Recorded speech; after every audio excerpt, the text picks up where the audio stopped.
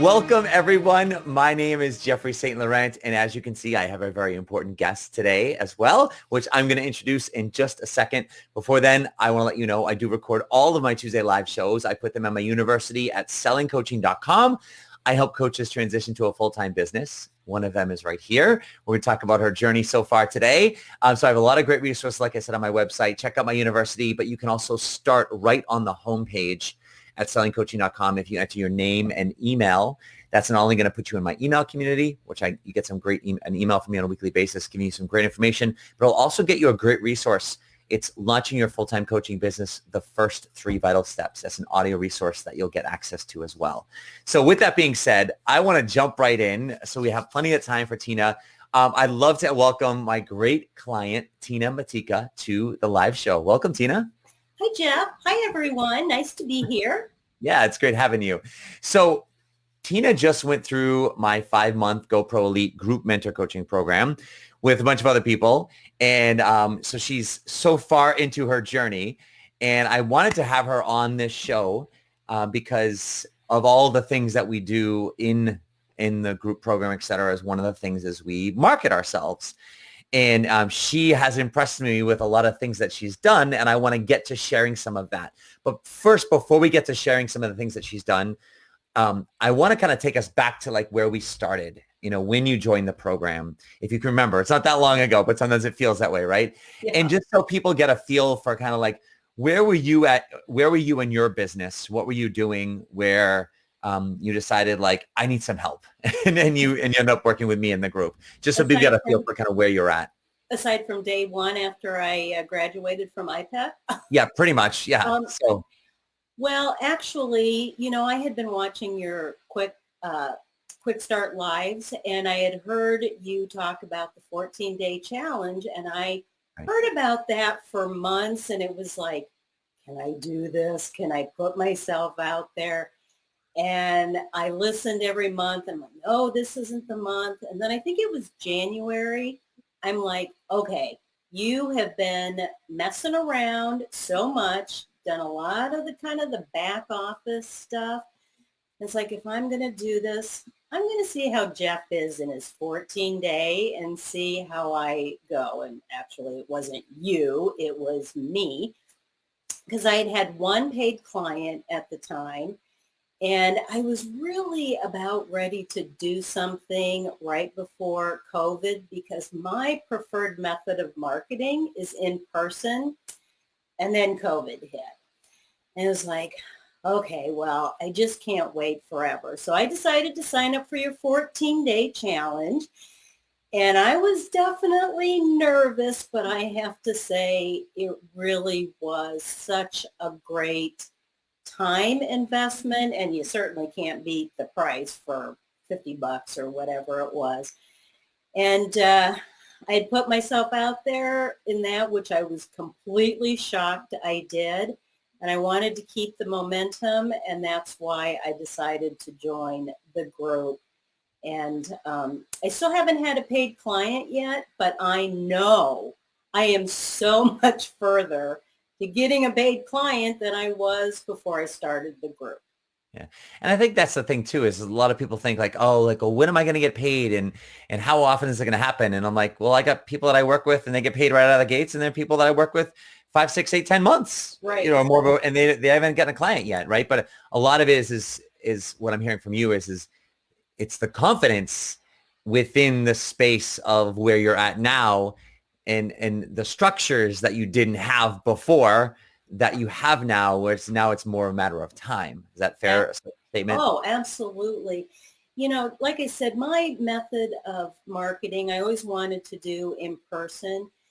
And so the thought of doing a Facebook Live I knew I would technically live through it. I didn't know that I could mentally. I was so afraid of embarrassing myself. But it really is true. And kind of the whole basis for coaching is having that accountability, and especially being in a group where everyone is going and doing the same things, but in their own ways. Mhm. And I, who knows, but I'm not sure I would have even tried a Facebook Live had I not joined the group. And I am just so grateful that I did, because it did build a lot of confidence. Yeah. And I was so shocked that I didn't even look at all the things I could do better and beat myself up. I looked at them, I observed them, and I'm like, okay, well, next time I want to do this and that. I just can't tell you what a great experience it was from someone who never wanted to spell Facebook Live, let alone do one. Yeah.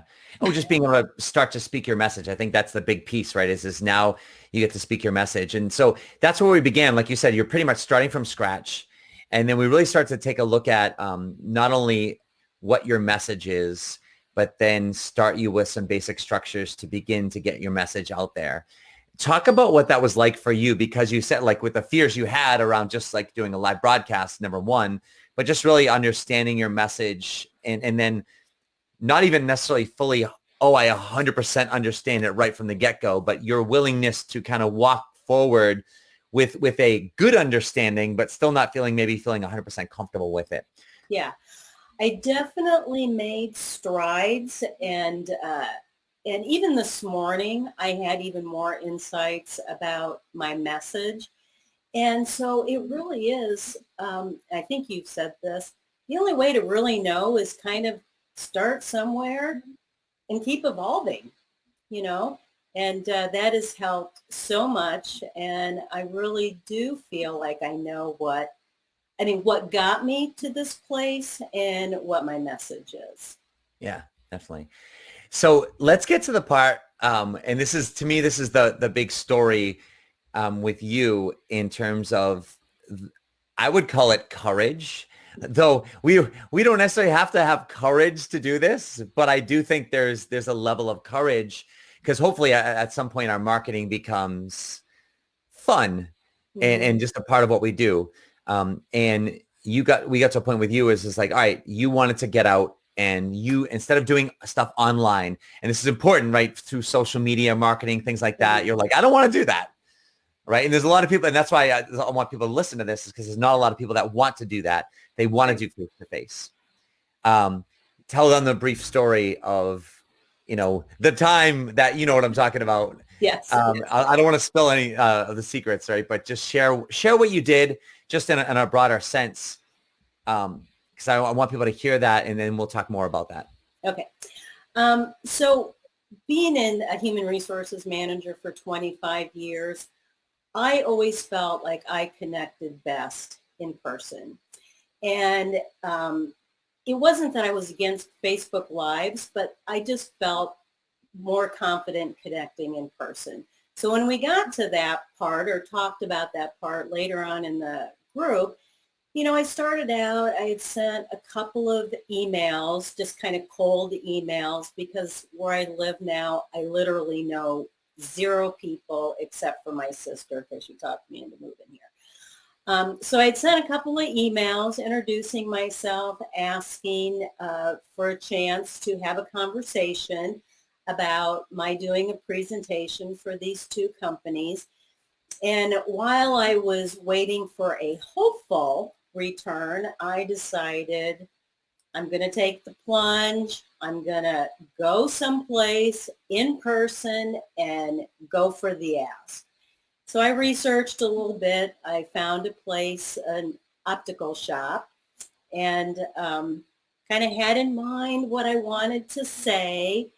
And I went there, put my dress on, even though it was really hot out, put my dress on, went in, and quite honestly, I was shocked. I mean, I wasn't calm, but it felt more authentic than being on Facebook Live. And I went in and talked to the receptionist, and she said that I could wait a little bit if I wanted to, but it was a doctor day. And so I had to wait, and it just wasn't happening. So she told me I could come back on Friday, which was 2 days. And so I went back again, and I saw the person that I needed to talk to, but he was with a client. And so I waited for a while and looked at racks of glasses more than you could possibly be interested in racks of glasses, eyeglasses. And then a bunch of people came in. So I didn't get to talk to them, but I did follow it up with an email. But oh my gosh, I just was so proud of myself for taking that step. And I really did go in with not being attached to any outcome except for me going in and doing what I was trying to do. And so it was great. And I did follow up with an email. I haven't heard back, but I will follow up again. But I broke that first seal, which was really awesome. Yeah. And I think that's the big thing that I was impressed with is having done that myself before too as well. It's not an easy thing to do, especially like right out of the gates, starting off where you're starting off at, right? And the ability to get into that space where you're comfortable enough, right? There's a certain threshold you need to pass. It doesn't mean you're comfortable completely. It's a certain threshold that we pass where it says, I'm comfortable enough to actually take action and then go back again.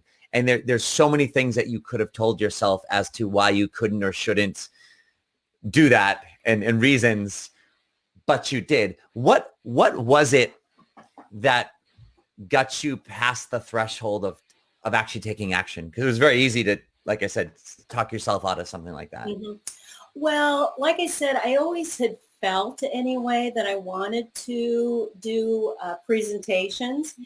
And while I hadn't really thought about the mechanics of what I would have to do, I was going along with the presentation route. So when we were in group and talking about that, I had done, I don't know, 9 or 10 Facebook Lives, and then a family emergency came up and I kind of got away from it. But I thought, this is my chance to try and start doing what I had thought I was going to do. And I thought, if you're not going to do Facebook Lives for a few weeks, going to start somewhere. And it really was my mindset that I was just going to do it because I know the old Tina would have sat in her car and thought about every single thing I was going to say, made sure I had it right. And I actually had something written up and I picked it up and I was like, no, just go in there and do it. You don't need your little piece of paper. And so it was my mindset at that time. I was just bound and determined that I was going to do it. Yeah. And I did it. There was a perspective you shared with your role. This was in the group, afterwards as well, that I thought was a really cool perspective that also helped you take action like that. You remember and I always forget exactly what it was, right? But you said like something, your perspective and experience with HR was, right? You didn't know going into, you had experienced something with HR that you didn't know. You see what I'm saying? I know exactly what you're share what it is, because I can't get it out, obviously. Yeah. But I found that to be a very strong perspective that I wanted other people to hear. So when I was in human resources, like a lot of human resources people, I was the one HR manager for like over 600 physicians. And being part of the leadership team, I was always encouraged to go to these networking events. But, it was so busy. And then when I would go to them, I felt uncomfortable. I felt out of place. I didn't exactly know what to say, especially since I wasn't trying to sell or recruit or, for me, there wasn't any perspective or there wasn't any upside to me networking. So I had a perspective of networking that was just not my place. I felt uncomfortable. And so when I went to do this in-person marketing, you had asked me, so how do you explain that you felt, as comfortable as I could for the first time? And it was, I had this history of not feeling very authentic, feeling like I belonged in these networking events, where what I was doing now, I didn't have any experience in it. So I had kind of this blank canvas to just try and start making it a good experience, even if I didn't get the answer, my desired answer, like, oh yeah, come in and do a presentation for us. Does Right. that make sense? It does make sense. And I think that what I'm most impressed with too is because so many people when they start marketing, it's almost too easy. It's not easy to send an email, number one, Right. asking for something or writing something. So I'm not claiming that to be easy, but it's also comparatively easy to send an email and hide behind the email because most of the time, a much higher percentage of the people aren't going to get back to you via email than if I were to make a call, right? See, there's the email and then there's the call and then there's the showing up. Right. And I would say in order of difficulty, and because when you're in live situations like a phone call or walking into some place and having a conversation, there's the in the moment space you've got to be in. So someone asks like, well, what if there's too many variables? Where an email, it's like, if they get back to you at all, you at least have time to read through it and potentially ask me like, hey, Jeff, here's what they said. What the hell do I say? Whereas there, it's just, you're very vulnerable. And you went from a like, yeah, you know what? I do have this option of sending an email or a message or whatever, but I'm going to go all out and go after it. And that takes, it takes guts, but it takes it showed me your level of commitment and desire to doing what you want to do right now. And I admire that. Thank you. And I want people to really experience that because you've blossomed a lot over the last 5 months. And also like sometimes people like even when I asked you to be on the show, like some people ask, well, why do you want me to be on the show? Like what is the purpose of the show? And it's some people having the show, they're doing great. They're earning a bunch of clients. They're doing like that. Some people I show they're just starting off and they're doing great things like this. And I want to show they're all very important steps along the journey to not only creating income in our business, but helping people and fulfilling our own purpose and passion. Right. Well, I also want to say, if I can just real quickly, that, the group had a lot to do with this, hearing what other group members were saying, hearing what you said. But I think I'm not all the way there, but I've really trained myself to look at all the opportunities in front of me. So yesterday, there's someone I did some pro bono coaching for, and she knows my sister, so we've gotten to be a little friendly. And she asked me if I would get on a call with her and this gentleman because they want to start a nonprofit, and it has to do with quantum computing. And I'm like, yeah, I can almost spell quantum computing. And I'm like, this is an opportunity. So I shared, they wanted some HR knowledge and advice. So I shared that with them. And at the end, I talked a little bit about personality assessments and my experience in working in organizations and what they did with them. So I wasn't dissing personality assessments, just how the companies I worked for was using them. And then I talked a little bit about the ELI, and it was planting a seed. It was not asking for business, but I thought, wow. I mean, that wouldn't even have crossed my mind probably several months ago. So we'll see if anything happens, but I did take the opportunity to plant a seed yesterday. Congratulations. That's awesome. Thank you. And that's, to me, that's the biggest thing is that every day, if we're out there finding opportunities to plant seeds and to open up conversations, if just one more person knows about who we are, what we do, how we can help than yesterday, that's marketing and whatever pace we can work at. So it's good to hear you're steadily keeping doing that, Tina, as well.